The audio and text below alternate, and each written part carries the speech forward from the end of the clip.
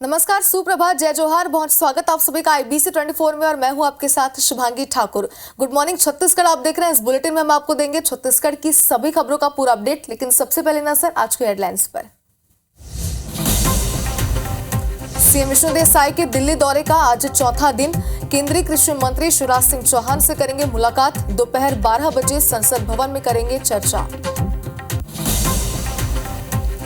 मनेन्द्रगढ़ में IBC 24 की खबर का बड़ा असर। स्वास्थ्य मंत्री श्याम बिहारी जायसवाल ने अस्पताल का किया औचक निरीक्षण। गंदगी पर जताई नाराजगी, टेंडर निरस्त करने के निर्देश। रायपुर के मांढर शराब भट्टी के पास चाकू मारकर युवक की हत्या। पुलिस ने एक आरोपी को हिरासत में लिया। और छत्तीसगढ़ में डरा रहा डायरिया। बिलासपुर में सामने आए 845 मामले। राज्य में मिले 20 से ज्यादा डायरिया के मरीज। रायपुर में चलती बस में लगी भीषण आग। बस में सवार निजी कंपनी के कर्मचारियों ने बचाई जान। फायर ब्रिगेड की टीम ने आग पर पाया काबू।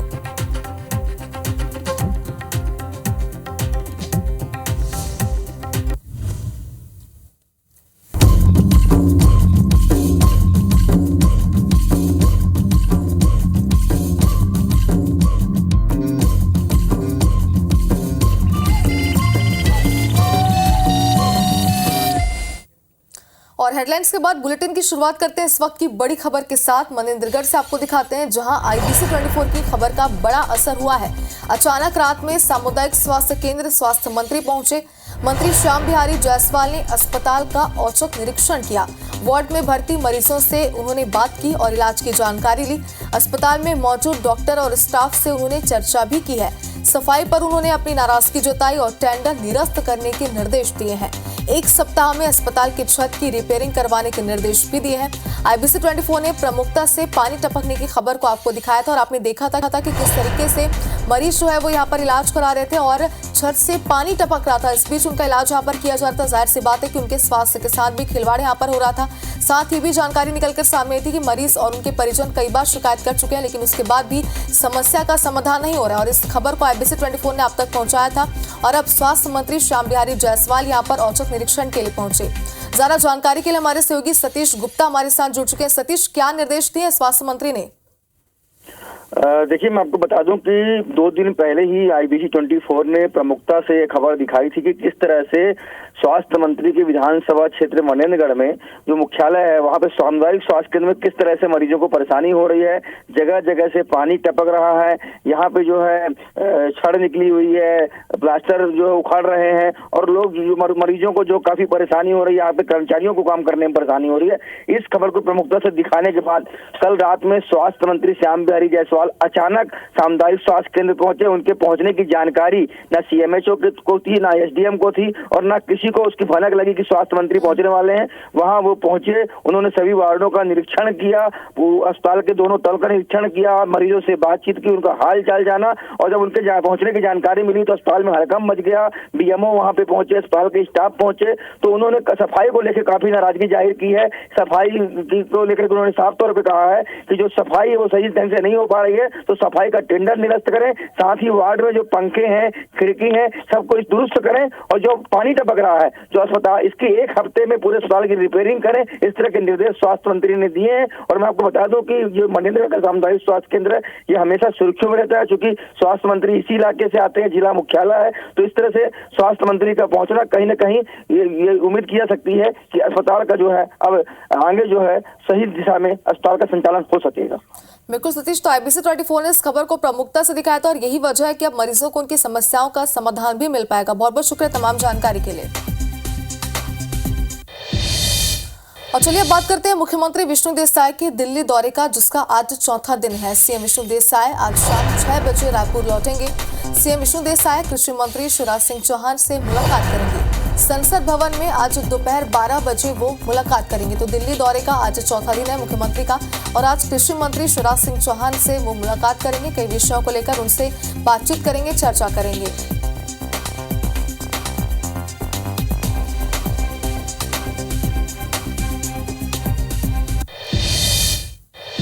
और छत्तीसगढ़ में एसीबी और ईओडब्ल्यू को अब जुआ एक्ट की सभी धाराओं में जांच और कार्रवाई का अधिकार मिल गया है। शायद सरकार ने एसीबी ईओडब्ल्यू को जांच का अधिकार देते हुए अधिसूचना जारी कर दी है।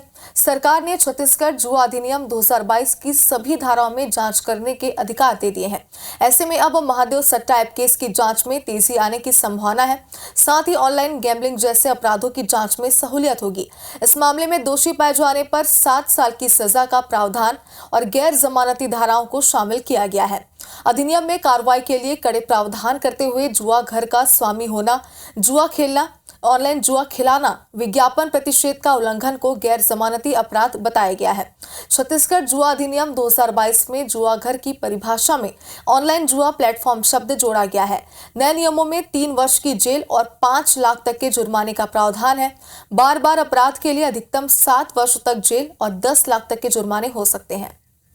और चलिए इस खबर पर ज्यादा जानकारी के लिए हमारे सहयोगी तहसीन जैदी हमारे साथ जुड़ गए हैं। तहसीन, नए अधिकार यहाँ पर एसीबी ईओडब्ल्यू को मिले हैं, ऐसे में इस नियम के बारे में विस्तार से बताइए, क्या कुछ अधिकार उन्हें मिल जाएंगे, आगे किस तरीके की कार्रवाई वो कर सकते हैं? बिल्कुल, जिस तरीके से अगर बात करें तो मुख्यमंत्री विष्णुदेव साय जी के निर्देश अनुसार राज्य में जुआ सट्टा विशेषकर ऑनलाइन गैम्बलिंग पर इसमें रोक लगाने के लिए ये एक बड़ी इसमें निर्देश है, जिसमें अगर बात करें इसमें विधिवत अधिसूचना का प्रकाशन कर दिया गया है, क्योंकि एसीबी ईओडब्ल्यू को छत्तीसगढ़ जुआ प्रतिषेध अधिनियम 2022 की समस्त धाराओं के अंतर्गत जांच करने का और कार्रवाई करने का अधिकार दिया गया है। इसमें अगर बात करें एसीबी ईओडब्ल्यू अभी तक भ्रष्टाचार की कार्रवाई करती थी, अब उसका दायरा बढ़ गया है। इसमें जिस तरीके से भी पिछले दिनों एक महादेव ऑनलाइन सट्टा ऐप जो मामला जो सामने आया था, उसमें अभी तक जो धाराएं थी वो अब इसमें नई जुड़ जाएंगी और इसमें जो है जांच का दायरा जो है एसीबी ईओडब्ल्यू अपना बढ़ा सकेगा।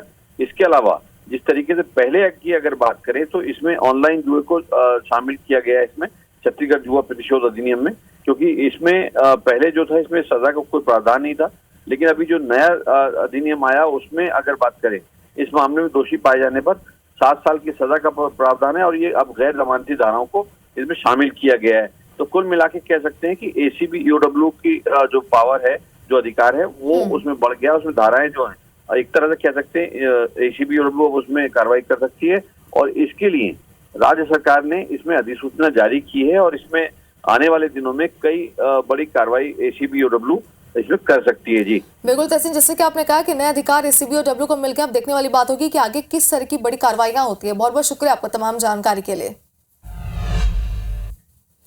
और राजधानी रायपुर के ही मांढर इलाके में देर शाम चाकू मारकर युवक की हत्या कर दी गई। आरोपियों ने पुरानी रंजिश की वजह से वारदात को अंजाम दिया है। इस वारदात में 5 से 6 लोगों के शामिल होने की बात सामने आ रही है। हत्या की जानकारी मिलते ही आला अधिकारियों के साथ ही क्राइम ब्रांच की टीम भी मौके पर पहुंची। विधानसभा थाना पुलिस ने हत्या का मामला दर्ज कर एक आरोपी को हिरासत में लिया है। फरार दूसरे आरोपियों की तलाश की जा रही है। मृतक मांढर के गिरौद गांव का रहने वाला था और परिजनों ने ये बताया है कि रविवार की शाम को उनके घर सगरवंशी लुकेश्वर पटेल और बसंत निषाद पहुंचे। उन्होंने 22 साल के लिकेश पटेल को अपने साथ ले गए और डैम के पास हत्या कर दी।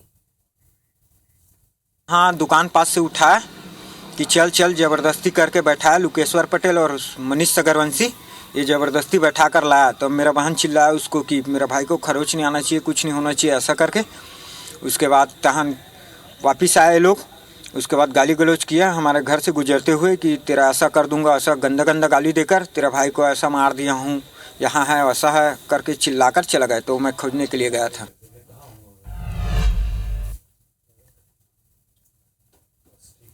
राजधानी रायपुर के विधानसभा थाना क्षेत्र इलाके में मांढर जो इलाका है, वहाँ पे एक युवक की देर रात चाकू से गोद कर हत्या कर दी गई है। बताया जा रहा है जो मृतक का नाम आया है वो लिकेश पटेल, जिसकी उम्र 20 से 22 साल बताई जा रही है, गिरौद गांव का रहने वाला है।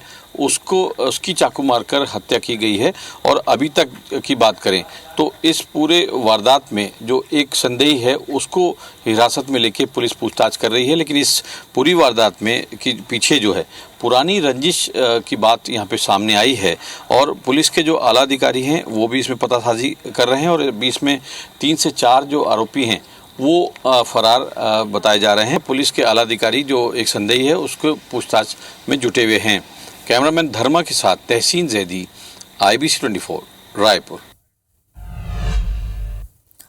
और आरंग के गौ तस्करी मामले में एक वीडियो सोशल मीडिया में इन दिनों वायरल हो रहा है, जिसमें 3 युवक महानदी पुल से छलांग लगाते हुए नजर आ रहे हैं।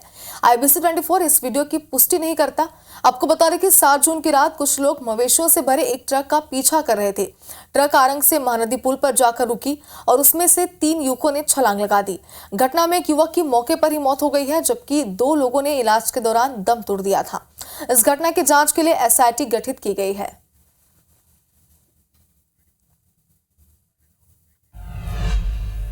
एक और बड़ी खबर आपको राजधानी रायपुर से दिखाते हैं, जहां चलती बस में आग लग गई है। बताया जा रहा है कि आग से बस जलकर खाक हो गई। बस से कूदकर कर्मचारियों ने जैसे तैसे अपनी जान बचाई है। दमकल की टीम ने आग पर काबू पा लिया है। धरसीवा के पास ये पूरा हादसा हुआ है, तो कितनी भीषण आग लगी है आप तस्वीरों में देख सकते हैं। और बस पूरी तरीके से जलकर खाक हो गई। हालांकि राहत की बात यह थी कि जो कर्मचारी इसमें मौजूद थे, उन्होंने जैसे तैसे कूदकर अपनी जान बचा ली और एक बड़ी जनहानि होने से यहाँ पर बच गई है।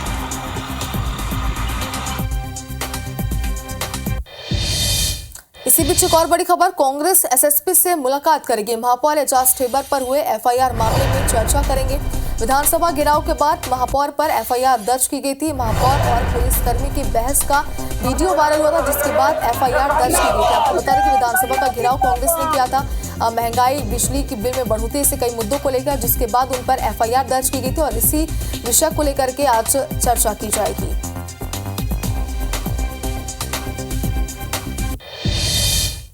और बालोद जिले के गुरूर थाना में भाजपा पार्षद के दामाद ने महिला से छेड़छाड़ की है।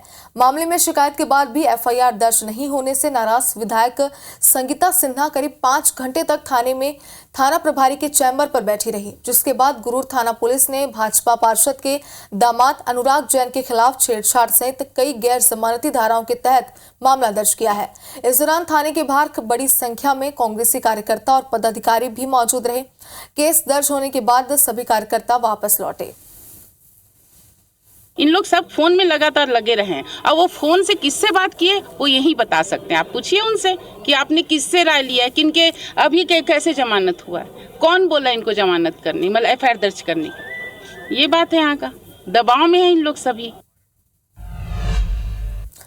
और अब अंबिकापुर से आपको बड़ी खबर दिखाते हैं, जहां सेंट्रल जेल के अंदर कैदी आपस में भिड़ गए। 8 नंबर बैरक में कैदी पर ब्लेड से हमला किया गया। घायल कैदी गंभीर हालत में भर्ती कराया गया है। बैरक में लूडो खेलने के दौरान इनके बीच विवाद हुआ था। सेंट्रल जेल की सुरक्षा पर एक बार फिर से अब सवाल उठने लाजमी है। तो बता दें कि 2 कैदी यहां पर आपस में भिड़ गए। बताया जा रहा है कि दोनों ही लूडो खेल रहे थे, जिस दौरान इनके बीच विवाद हुआ। विवाद इतना ज्यादा बढ़ गया कि इन दोनों ने एक दूसरे पर हमला कर दिया। घायल कैदी गंभीर हालत में भर्ती है। बैरक में लूडो खेलने के दौरान ये पूरा विवाद हुआ था और एक बार फिर से अब सेंट्रल जेल की सुरक्षा पर सवाल उठ रहे हैं।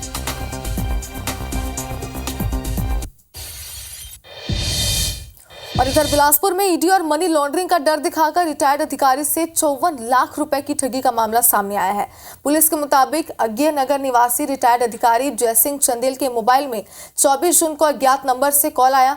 फोन करने वाले ने उन पर पॉर्न वीडियो अपलोड करने का आरोप लगाते हुए FIR की कॉपी भेजी और उसके बाद किस्तों में रकम लेकर आरोपियों ने ठगी की है। मामले में ठग का शिकार हुए रिटायर्ड अधिकारी ने पुलिस से शिकायत की, जिस पर मामला दर्ज कर साइबर सेल की टीम अब जांच में जुट गई है। सेंट्रल गवर्नमेंट से रिटायर्ड हुआ है और उसके पास कुछ दिन पहले एक फ़ोन कॉल आया और उसमें उसको गुमराह किया गया। उसमें उसको बताया गया कि आपका जो फ़ोन नंबर है उससे पोर्नोग्राफिक कंटेंट अपलोड किया गया है और इस तरह की बातें बता के उसको डराया गया कि आपके नाम से केस रजिस्टर्ड है मुंबई में। 53 लाख का अमाउंट उसने आरोपी के बताए अनुसार अलग अलग खाते में जमा कराए। जब प्रार्थी को इस बात का एहसास हुआ कि उसके साथ ठगी हुई है तो उसने रेंज साइबर थाना आके अपनी रिपोर्ट लिखाई है, जिस पर अपराध पंजीबद्ध किया गया है और विवेचना की जाएगी।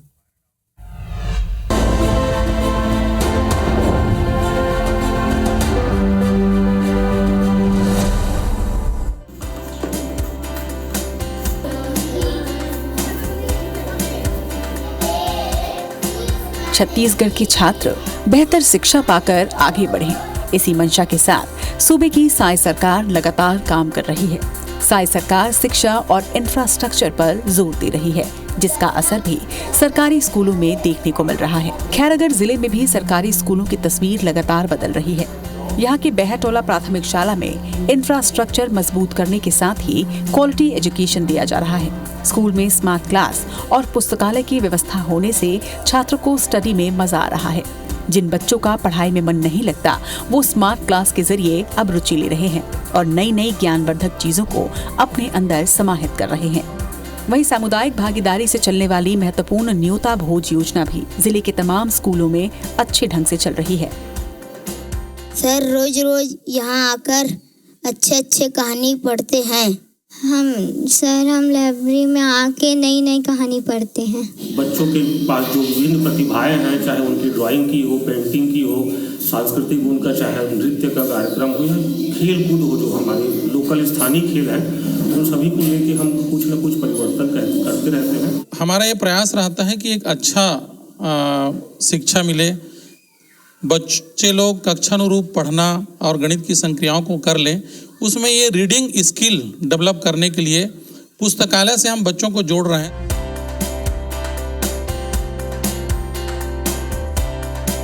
खैरागढ़ जिला स्कूल शिक्षा के साथ साथ खेल के मामले में भी कहीं पीछे नहीं है। कबड्डी, खो खो और फुटबॉल जैसे खेल के साथ ही यहाँ फेंसिंग, तलवारबाजी में भी छात्र आगे आ रहे हैं। जिले में यहाँ फेंसिंग तलवारबाजी में 2 छात्रों का राज्य स्तर और ताइक्वांडो में 22 छात्रों का संभाग स्तर पर चयन हुआ है। लाइब्रेरी, छोटा पुस्तकालय खोलना बहुत बड़ी बात है और तीनों टीचर मिल करके अच्छा प्रिंट रिच तैयार किए हैं। अध्ययन और अध्यापन का अच्छा वातावरण यहाँ तैयार है। जिन अधिकारियों को हमने प्रवेश उत्सव में ड्यूटी लगाई थी हर स्कूल में जाके चेक करने के लिए, आने वाले 3 महीने में भी हम उसमें शिक्षा के जो भी मापदंड है और जो सुविधाएं होती है बच्चों को मिल रही कि नहीं, वो भी सुनिश्चित करने के लिए उनका फिर से हम वापस भेजेंगे। साई सरकार गुणवत्तापूर्ण शिक्षा, इंफ्रास्ट्रक्चर के साथ साथ समय समय पर सरकारी स्कूलों की निगरानी पर जोर दे रही है और इसलिए समय समय पर जिले के वरिष्ठ अफसर स्कूलों का दौरा करते हैं, पढ़ाई की व्यवस्थाओं को देखते हैं। मॉनिटरिंग होने से भी स्कूलों की पढ़ाई में अब निखार आ रहा है। साई सरकार की कोशिशें लोगों के दिलों में उतर रही है और इसीलिए लोग तहे दिल से उन्हें धन्यवाद दे रहे हैं।